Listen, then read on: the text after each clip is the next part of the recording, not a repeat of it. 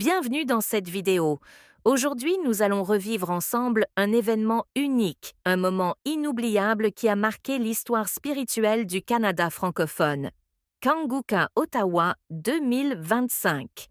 C'était en septembre 2025, au cœur de la capitale canadienne. Un mois, une date, un lieu, que des milliers de croyants n'oublieront jamais. L'événement s'est tenu dans l'immense Canadian Tire Centre, habituellement réservé aux grands concerts et aux rencontres sportives. Mais ce jour-là, l'arène s'est transformée en une véritable maison de prière, un lieu de feu, de louange et de gloire. Dès les premières heures du matin, la foule a commencé à affluer.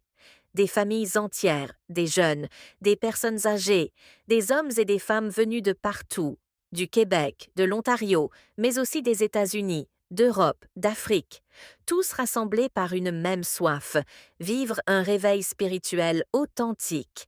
L'atmosphère était électrique, les chants de louanges s'élevaient, les mains se levaient, les visages brillaient d'espérance. On pouvait sentir cette anticipation, ce frisson qui précède les grands moments où Dieu se révèle. Et au cœur de cette rencontre, une voix, un message, celui du pasteur Chris Ndikumana, fondateur du mouvement Kanguka. Avec passion, il a partagé un enseignement puissant intitulé Le secret de la puissance de Dieu. Un message simple mais profond, un appel vibrant à revenir à l'essentiel, une foi authentique, une relation intime avec Dieu, et la conviction que sa puissance est disponible pour ceux qui croient.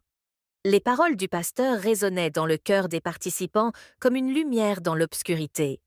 Beaucoup ont pleuré, d'autres ont crié leur joie, certains ont retrouvé l'espérance après de longues épreuves. Et les témoignages n'ont pas tardé à se multiplier. Des personnes guéries physiquement, des vies restaurées spirituellement, des chaînes de peur, de dépression, de découragement qui se sont brisées. Oui, Ottawa a vibré au rythme d'un véritable réveil spirituel. Mais Kanguka Ottawa 2025, ce n'était pas seulement des miracles individuels, c'était aussi un moment d'unité. Un moment où des milliers de voix se sont élevées ensemble, chantant, priant, proclamant la grandeur de Jésus-Christ. Imaginez un stade entier, des milliers de personnes, unies comme une seule famille. Imaginez cette mer de visages illuminés, tous tournés vers une même espérance.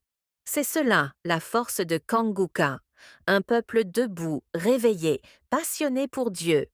Et au-delà des murs du Canadian Tire Centre, l'événement a touché des milliers d'autres vies. Grâce aux retransmissions en direct, des spectateurs du monde entier ont pu suivre chaque instant. Des foyers se sont transformés en petites salles de réveil, des familles entières se sont jointes à la louange à distance. Ce qui s'est passé à Ottawa n'était pas limité à une salle, ni à une ville. C'était une onde de réveil qui a traversé les frontières, portant le message de Jésus-Christ jusque dans des nations lointaines.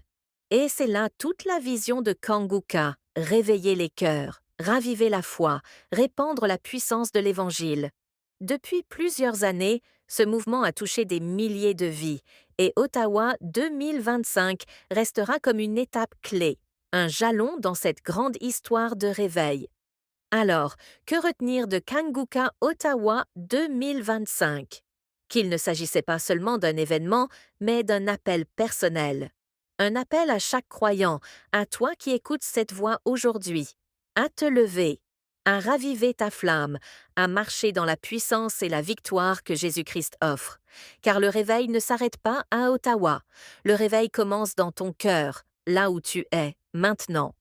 Merci d'avoir pris le temps de revivre avec nous ce moment extraordinaire. Si cette vidéo t'a inspiré, n'hésite pas à liker, commenter et partager pour que d'autres puissent aussi découvrir ce que Dieu a fait à Ottawa en 2025. Et surtout, abonne-toi pour ne rien manquer des prochains témoignages et enseignements qui continueront à fortifier ta foi. À très bientôt et que Dieu te bénisse abondamment.